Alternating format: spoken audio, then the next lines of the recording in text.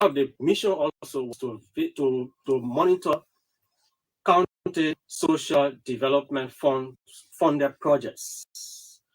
So county social development funds projects were implemented with those funds.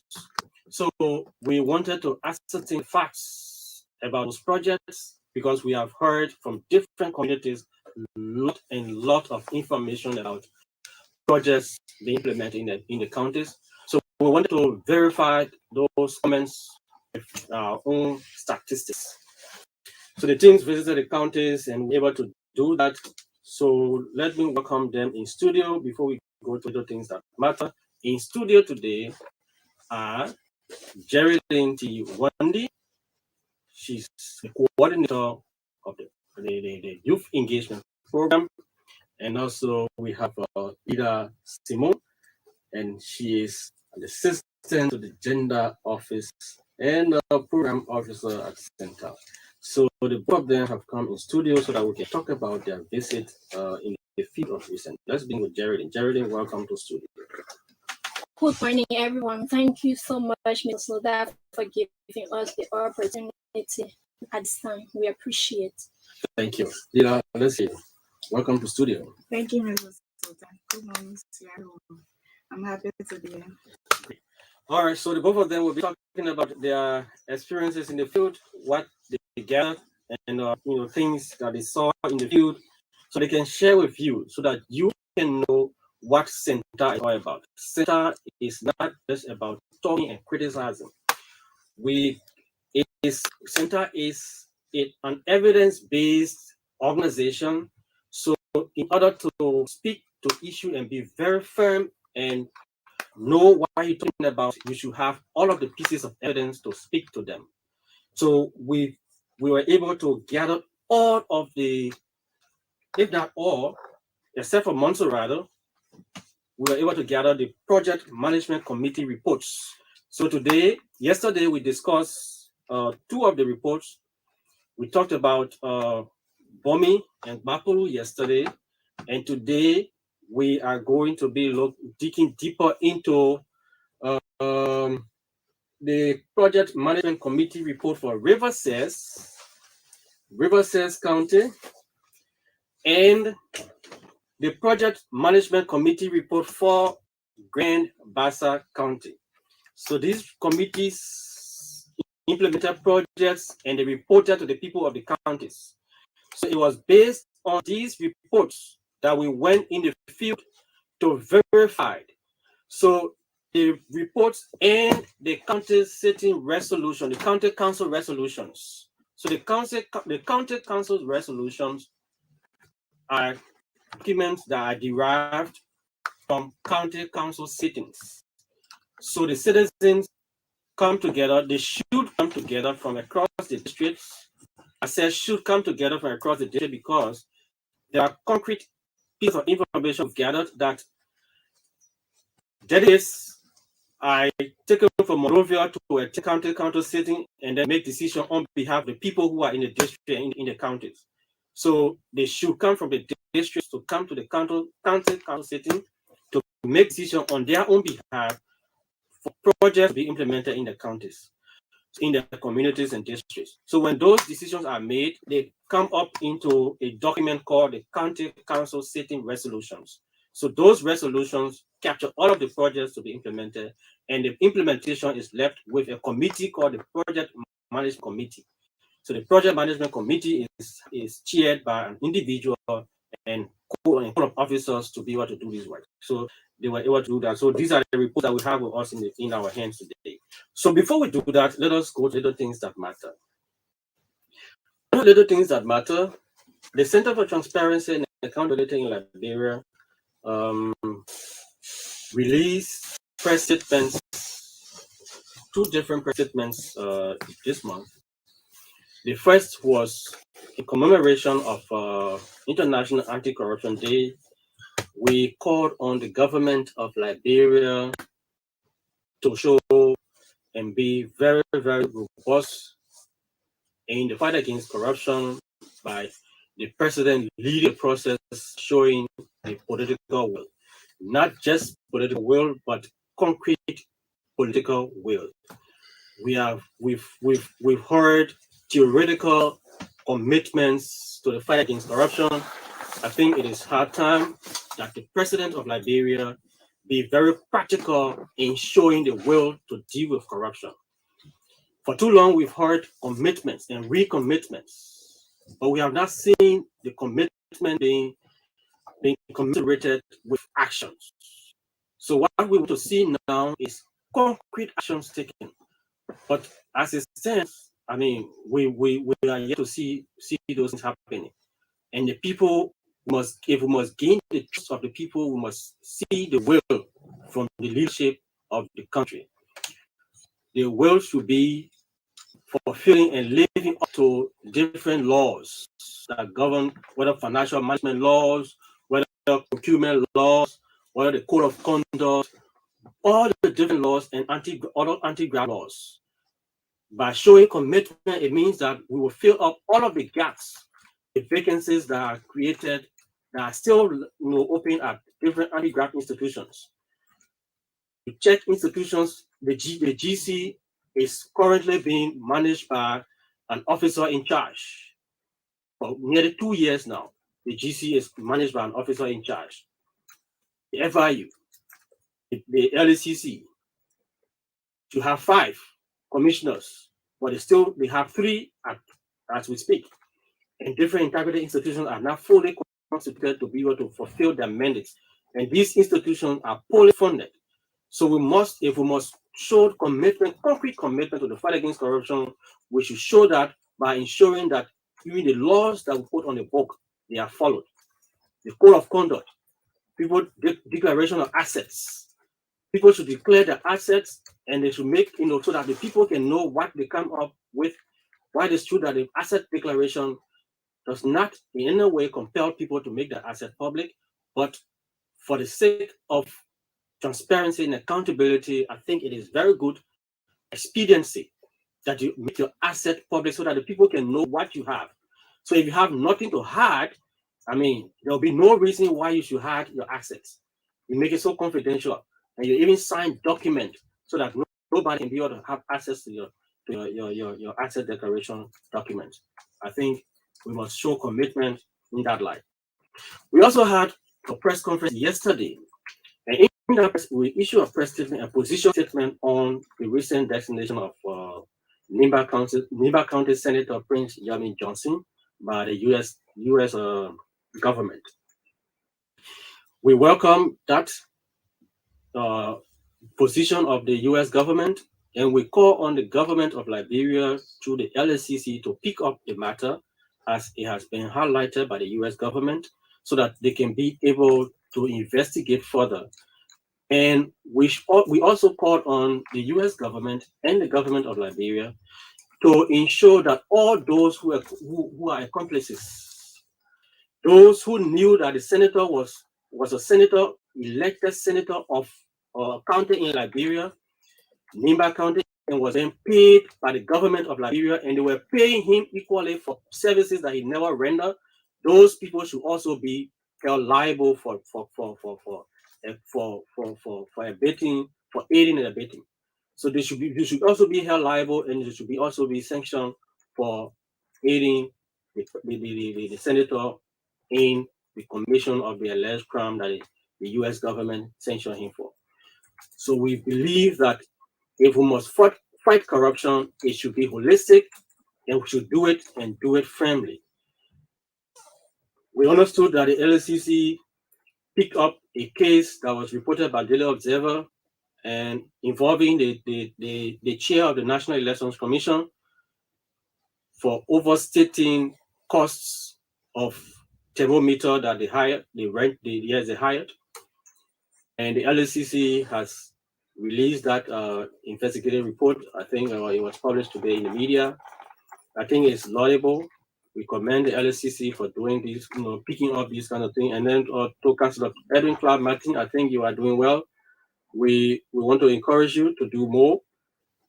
We want to see you being more holistic. So this particular issue should be one of the issues that you can pick up. There should not be no selection in picking up cases that involve corruption. This issue involving the senator and all those who helped him in the process should be investigated, and those people be named, and they too should bear the full weight of the law. So we call the LACC to pick up this matter and further investigate the designation of Senator Prince Johnson and all those who were paying the senator whilst he was being paid by the government of Liberia. They too should bear the consequences of the law.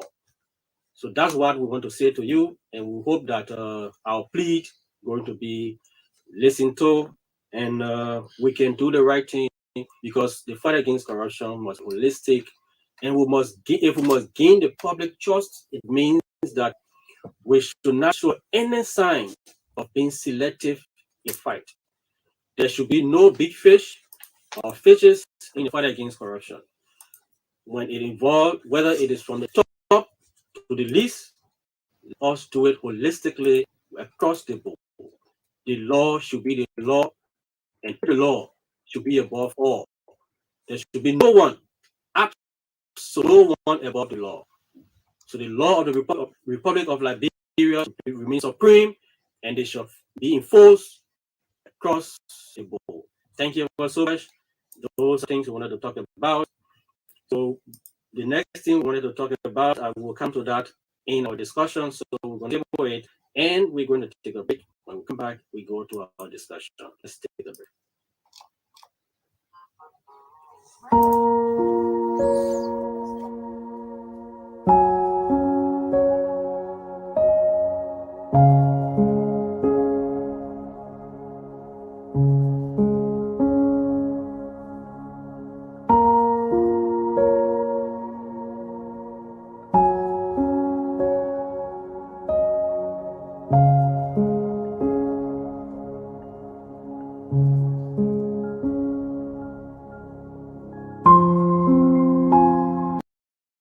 Thank you for being there. And if you are just joining us, the program you are tuned to is called Integrity Watch. It is a 1-hour radio program brought to you by the Center for Transparency and Accountability in Liberia. It is a key advocacy tool that provides essential information around the state of the fight against corruption, national integrity building efforts, as well as promotes the culture of accountability, transparency, integrity, and evidence-based decision-making across all sectors of Liberia. So today, I told you, we went into the field. We, meaning CENTAL, the Center for Transparency and Accountability in Liberia, teams from CENTAL. So we had 2 teams simultaneously into the field, going in different counties. So the teams visited Wonde, Nimba, Grand Bassa, Riverses, Bomi, and Bakoro. Again, Monserrado is going to be next for our assessment visit. The essence of the visit was in 3-4. So activities captured. We were creating awareness amongst the population in these counties about the 16 days of activism against sexual and gender-based violence. So we visited schools, communities, and created awareness amongst the people about the 16 days of activism, how we all, must respect and deal with each other equally and create space for our, female counterpart. We were focused on female, not female and people with disabilities. The reason that we have always had encounter, whenever you go in a gathering and you talk about gender, creating awareness about gender-based violence, people will always talk, why are you more focused on female? If we must close the gap, we must ensure the gap has been wide. So for us to close the gap between the male and the female counterparts, it means that we should help them come on par with us so that we all can do this, walk this journey together. But as it stands, we are not working together. There is somebody who is in the back and another person in the front. So if you want for you all to reach the finish line together, it means that bring the person who's in the back so that they can be on par with you on the same line so that they can reach the finish line together. So that's what we want to do. And those who are born in this category are people with disabilities and other marginalized people, including females. So that is the reason why, if you look at our public infrastructures in Liberia, they are so discriminatory against people with disabilities. People with disabilities don't have access to public buildings in Liberia to commute from place to place. So how do we help them? We must create all part of society together.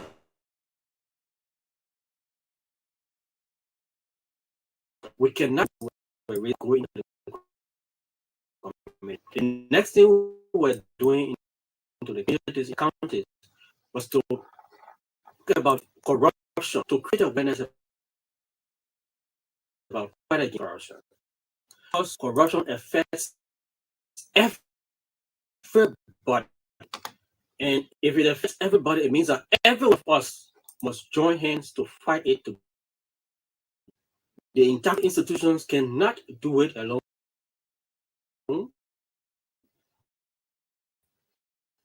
So we must all come together and bring all of our expertise together, and we can reach this war and win it together.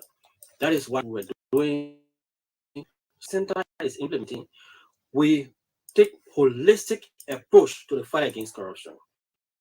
So from the bottom to the top. So at the upper level is where you have the National Integrity Forum. So the National Integrity Forum brings together all integrity institutions in Liberia, and they can speak as an organized body. So they come together as a unit, and they can speak at once. So these are the approaches that we are taking. So we went to the field, we were able to engage schools, engage communities, and create awareness. Also, as part of our visit, we also inspected projects that were implemented by projects management committees in these counties. So these project management committees implemented projects and reported to the people. We firstly got the county system resolutions that brought about these projects, and then we got the project management committee's reports. So we got the reports, we went into the field to see for ourselves, understand how things are in these counties. So before I go to my guest, I will speak to you, before it slips my mind, briefly about Riverside County. In Riverside County, there was a bridge that should have been constructed over the Jua River. The Jua River. It's in Zaflen District. Zaflen District, Riverside.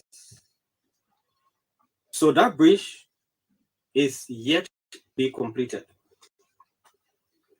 The bridge is yet to be completed, and the story behind the bridge is the county social development fund was used. It was used to buy air ticket for the superintendent, the then superintendent, for him to travel. And after that, some of the money was credited by county official and all. And after that, the equipment that were bought to implement project, the contractor took it and he sold it. So as we speak, the bridge has not been completed. The materials that were carried there, they still remain there. The rocks, everything still remains there. And the people are crossing in canoe to access one point to another. These are things that are happening in our counties. These are things that are happening. And yesterday we got information, even at Montserrat, rural Montserrat, it's been difficult. Somebody from Actington said, since the former president graded the road leading from Montserrat, from Monroe to Actington, no grade ever gone back there. Yet have county social development fund in Montserrat County. So we're going to get to that. But these are things we gather in the county. So let me not go into all. My colleagues are in studio, and we're going to go into this document further. There are some interesting things in these documents that we're going to bring up to you. But my colleagues gave their points and their own, analysis, their assessments into the field, and I will come back and give you more information from these documents, river sets and Grand Basin. So today is specifically about river sets and Grand Basin. They were talking about different places they visited, in general, but I will specifically be talking about river sets and Grand Basin today. And the next time we come in studio, we'll do it step by step, and we'll cover the 7 counties that we are then monitoring. So let me take this time now to go back to my guests to tell them so that they can begin the discussion with Jerryline. Jerryline, tell us, you went into the field. How many countries you visited? Well, in the field, we visited 4 counties. Okay, you were able to visit 4 countries. How many countries? What are the countries? I visited Wonde, I visited Leelah, I visited Wonde and Papua. Great. How many countries you visited? I also visited 4 counties. 4 counties. Yeah. Okay. One by one, let's begin with Bond County. What did you observe in Bond County? Jerryline. Thank you very much. Once again, I'm Jerryline Wonde. I work for CENTAL. So, CENTAL is carrying out a program called the National Integrity and Anti-Corruption Program. And on this program, we carry out so many activities. So on this program, we established a One Integrity Club at various universities.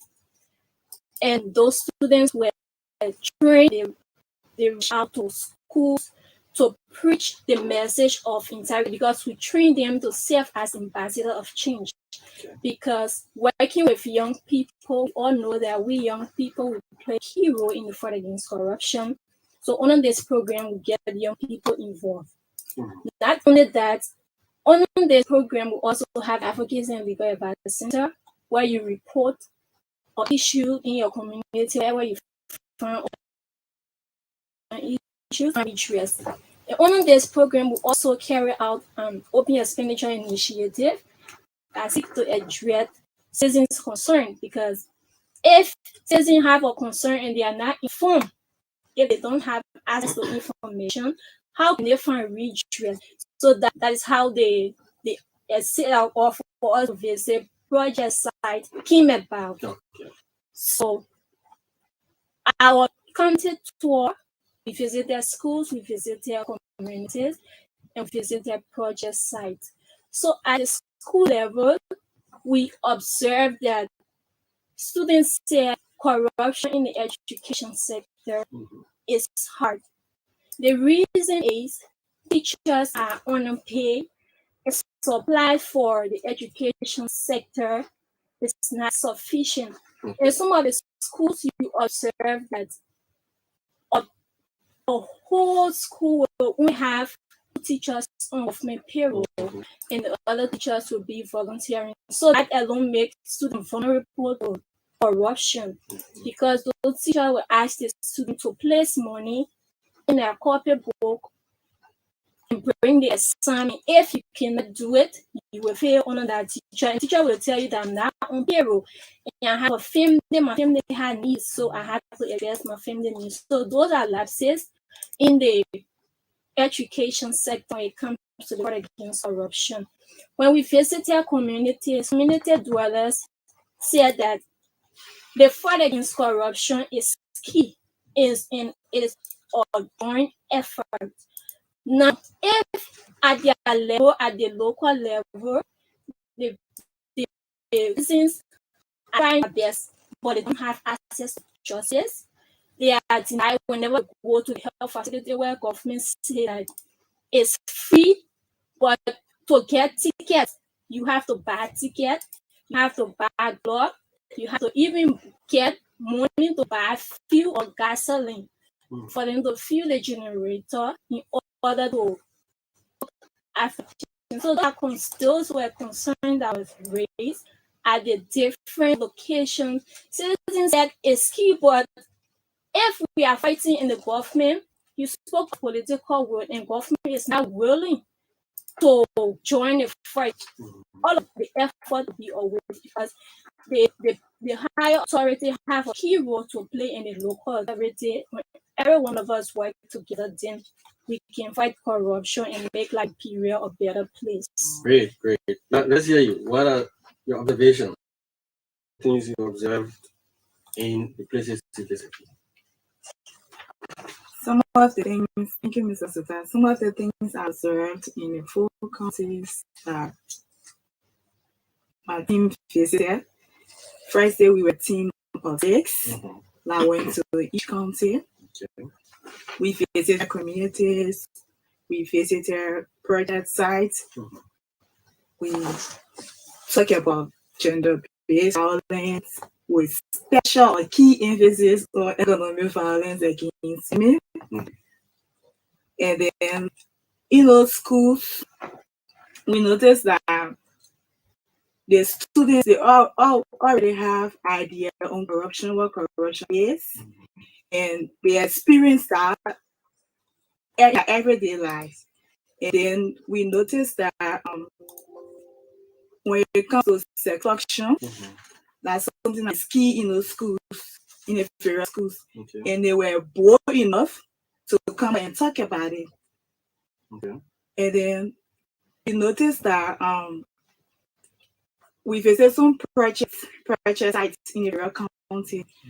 And we also noticed that those projects, the County Social Development Fund, does not have direct impact on the citizens of the counties, the disabled and the women, because there are a lot of dishonesty. People are not coming up with the actual information to give to us or to give to the citizens. Do not know. Most of the citizens of the counties do not even know what the County Social Development Fund is, because they're supposed to be included, but they are not. They don't know anything about it. In fact, this is how when we talk about the County Social Development Fund, like in process, people were taking us to be like they gave direct. They got some give directly organization. Yes. They were asking us, "Are you guys going to give directly?" And we're like, "No." When we asked them, "What do you know about the County Social Development Fund?" None of them could even tell us anything. And we also, when it comes to the gender-based violence issue, we noticed that the women were very, very, they were happy that we brought out that awareness was going around, counties. Talking about, they were very, very passionate about gender inclusion, about having equal opportunity to education, women empowerment. They made a lot of statements, express themselves, to us that they are not included. When it comes to gender inclusion, they are not included. In fact, they just set aside because they got boundaries. They cannot go where men go because of a setting we find ourselves.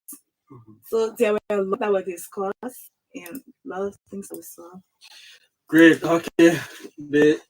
What were the responses maybe you gathered from some of the people? Like, were you in Grand Bassa, Jerryline? No, I was in Grand Bassa. You were in Grand Bassa. Yes. And some of the places, how long it took you guys to reach to some of the places that went? Oh wow. Like to the place name? Yes, Carlton. It was something, the road was terrible, it was something, but we were glad that that's we made in district number DC, Grand Bassa. Grand Bassa County. Yeah. Somewhere way beyond St. John. Yeah. We took over 5 hours to get to Carlton. How's the road condition? Rough or there's an easy route? No, it's not an easy route. The road is very tough, and the distance alone is not something easy. So when we got there, luckily we got there, and we were able to achieve because we went there to do project monitoring. The project I went there to monitor was the Carlton Public School. When we got there, we saw the school.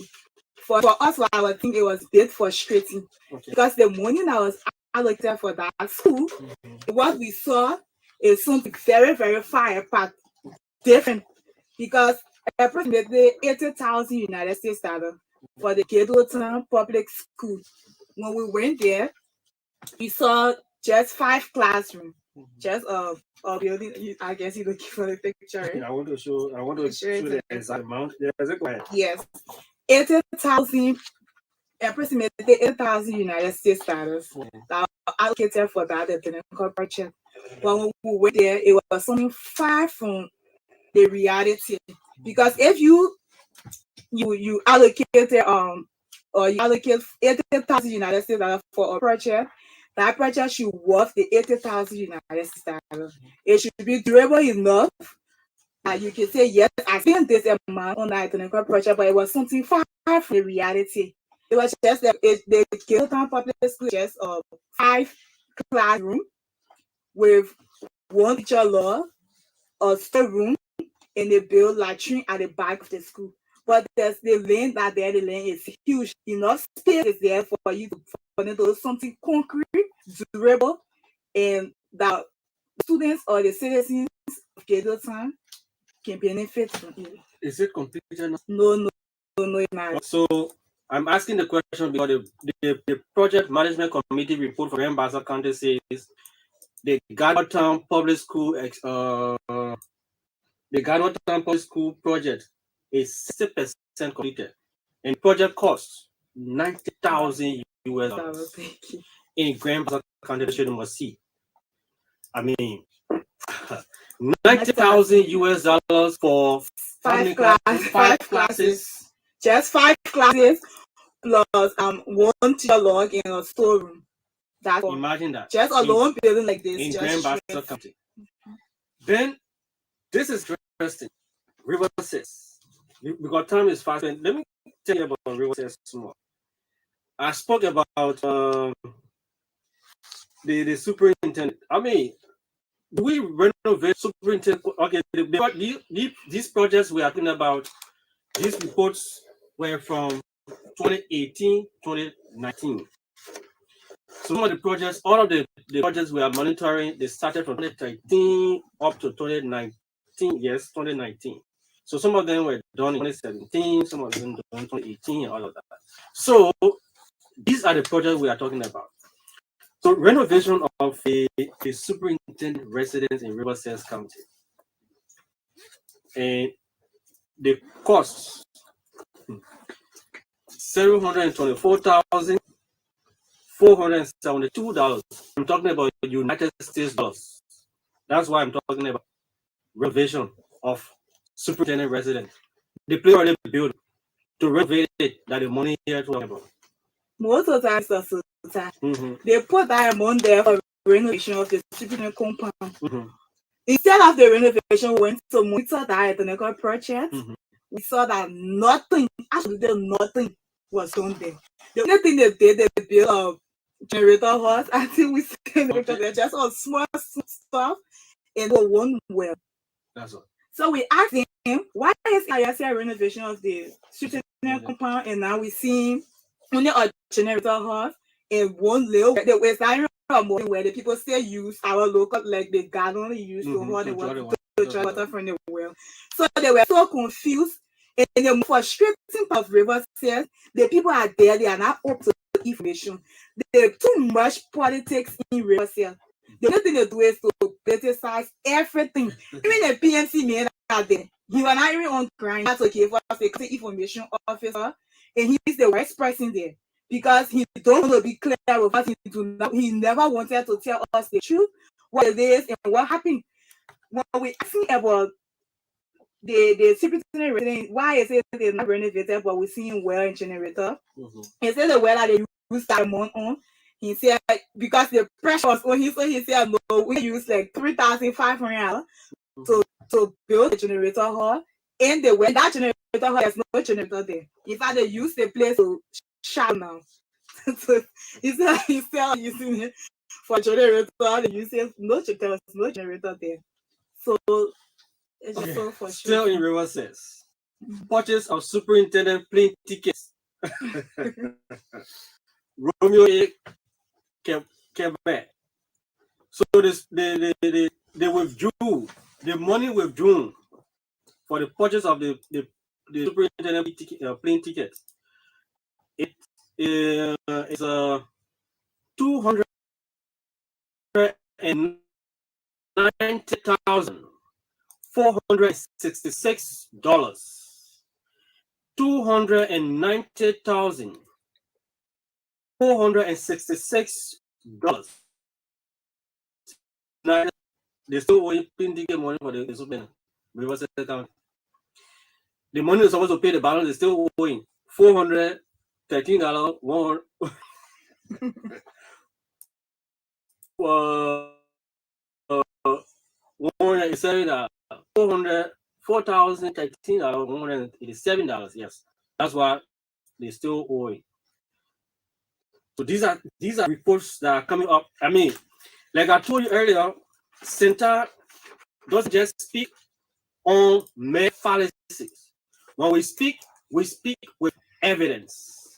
In my hand are documentary evidence from project management committees of Ben Bassa and Riverside. So this one here in my hand is from Riverside County. It's from Riverside County. And that's what we're talking about. And the first year, the reporting period, 2018-2019, that the reporting period, 2018-2019. That's why on this document. And just to add to that, in Riverside, some of the projects, like the radio station, they put on a month in this report that they renovated the radio station. So we got the electrification of the streets. And when you get to Riverside County, the place is totally dark. The only the only person that electrified the place there's a white man that they are working on in American now. They said he was working with last man. He won plenty a few poles on the streets, just the center of Sesto. And he the one supplying the community with lights.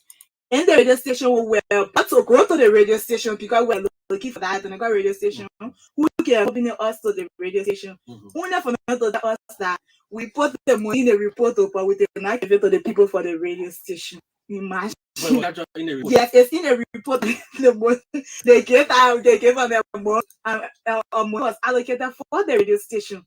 But when we got there to go and monitor what they did, they had these guys were so embarrassed. They were telling us that we did not give them money for the radio station. Okay, let me soften it a bit. What else the thing that stood out for you is the engagement with the students? Well, the students, they welcomed the team and they said that it's good that CENTAL is decent. Sector they are left out. When it comes to inclusiveness, that is, because we visited a St. Catholic school and we observed that students were deaf and dumb, and all of the classes from 9th grade to 4th grade had sign language teacher. But for more so rather, the school or the Hope of the Deaf and Dumb school, when we met with the principal the other day, he complained of shortage of teachers. So because of that, the school here have only one sign language teacher. So it's key. And we so Bombing, the St. Dominic school in Bombing is making the difference. That's why you guys are sure. Great. So what you explain is it was very, very interesting also part of the trip. So we cannot really talk about the negativity, but there were some positive things that we saw too. So at the St. Dominic Catholic School in Toppenberg, from 9th grade to 12th, sign language interpreters are assigned in these classes. So when instructor comes to class, the students have hearing and speech impairment. They can interpret to them so that they can be part of the lesson, the daily lesson, which was very, very interesting because this is something that has even our national television station Liberia does not have it. And it should be, it's a right, it's a human right. They deserve to be part of our process. They should be included. We cannot leave them out. And that's why we are doing now. We have national events. Most national events will not have sign language interpreter.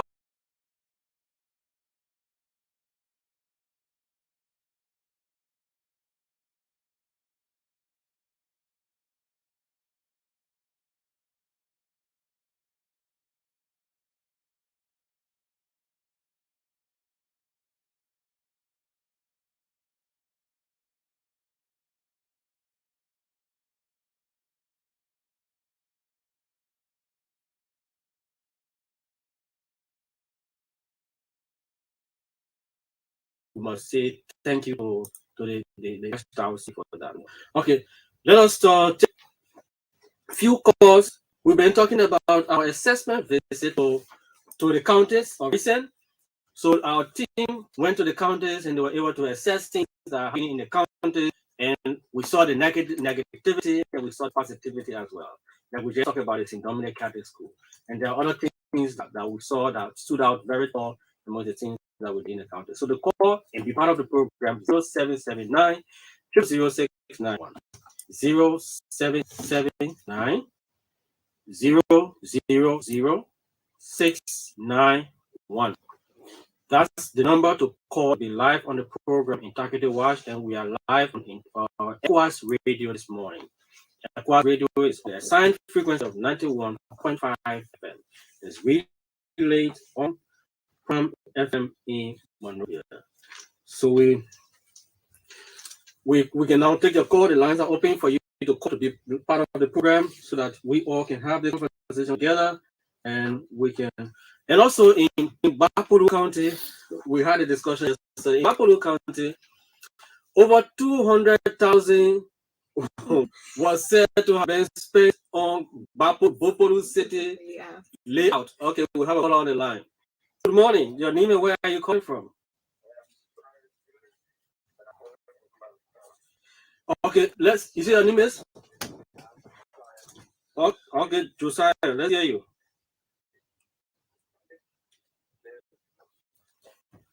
Josiah, can you please shift a little bit? We are not getting you clearly.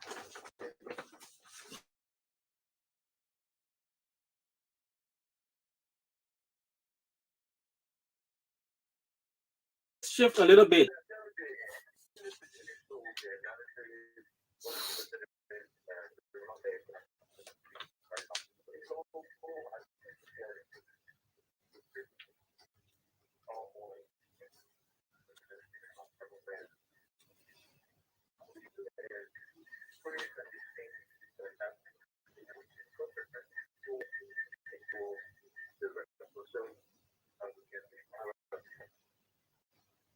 Okay.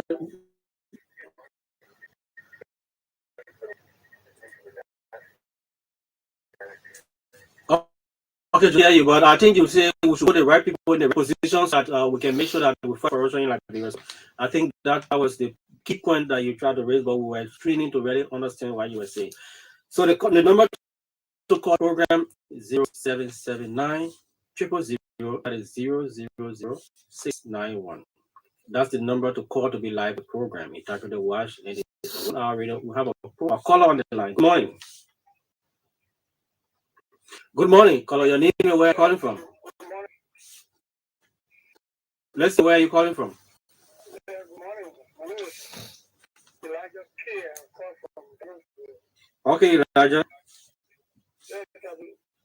That's my video on following the team that gone to few counties to monitor development. Let me say thank you to this young lady. Looking for friend and the organization. Well, I probably mentioned specifically the British investor for the intellect. Yeah. I know I passed around there. I passed through Jali River, Lily River, all the way. It was crying for development. We've been backward so long. And this activity still has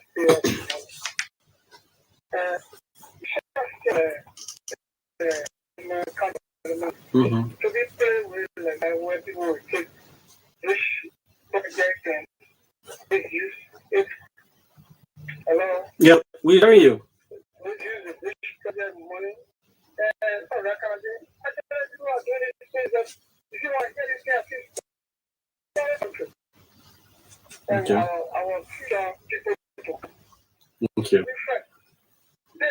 Because the country has taken over this country. Great. We start connected to the point that we go to this wrong. We have people to say like this to our relatives, our country. But let me just say my frustration that we very thank you so much. Thank you so much, Elijah. Thank you so much. Your points are well noted indeed.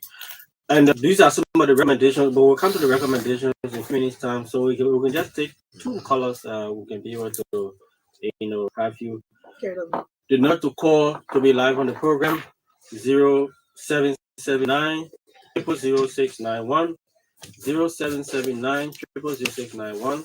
That's not to call to be live on the program. Integrity Watch. Integrity Watch is a 1-hour radio program brought to you by the Center for Transparency and Accountability in Liberia. It's at every Thursday on ECOWAS Radio. We have a caller on the line. Good morning. Your name and where are you calling from? I'm good. Your name and where are you calling from?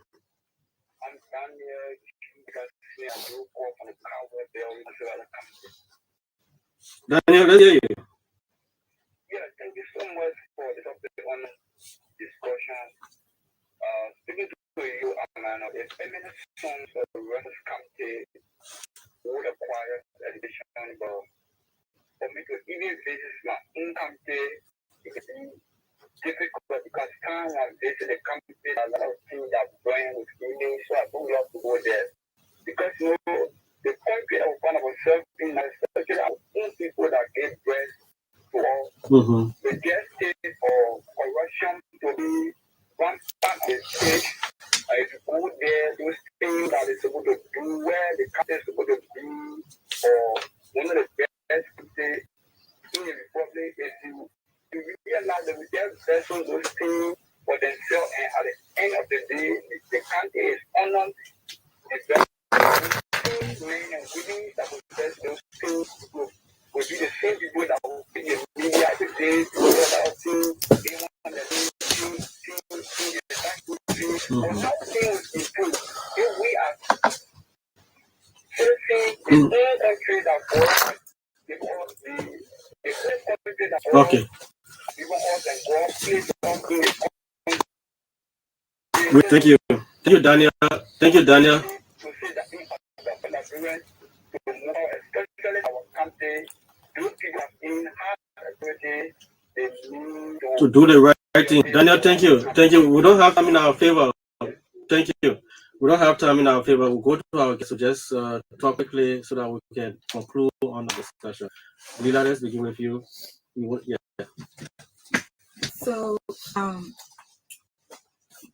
the 4 counties that I visited, you cannot say the bar of all the counties for like Grand Bassa and Wonde. At least we could see some reality of some of the construction that they carry on there, especially Grand Bassa. Even though the amount that was allocated, it's natural, but we see those structures there. So I want to say thank you to the Grand Bassa, and they should do more. They should be sincere. In my party statement, I also want to encourage on the gender based issue that they should include women. We should be inclusive because we need to be 50 to have a developed country. Okay. And also, we should be those projects. The durability of the project should be our major concern because it's not just for so that we have a waste there. We should be able to get an account for those. Thank you very much. And the visitation in Lima County is doing extremely well. We appreciate them for that. When it comes to the education sector, we need more. We need to do more.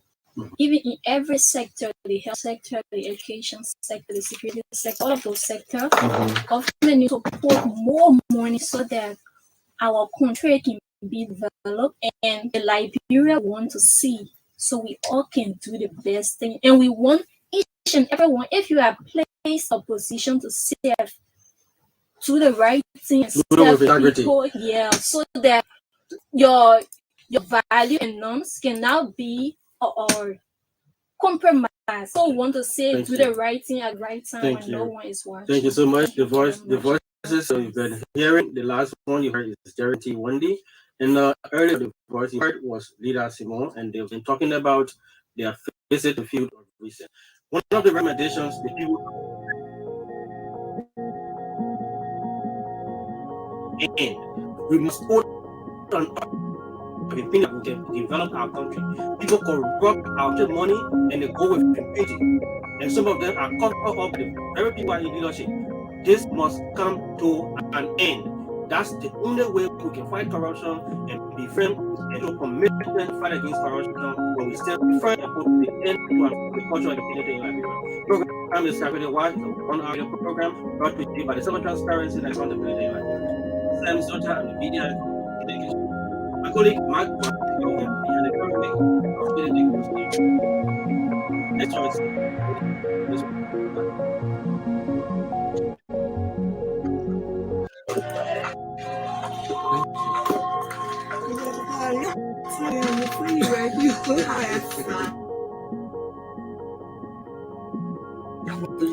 I mean,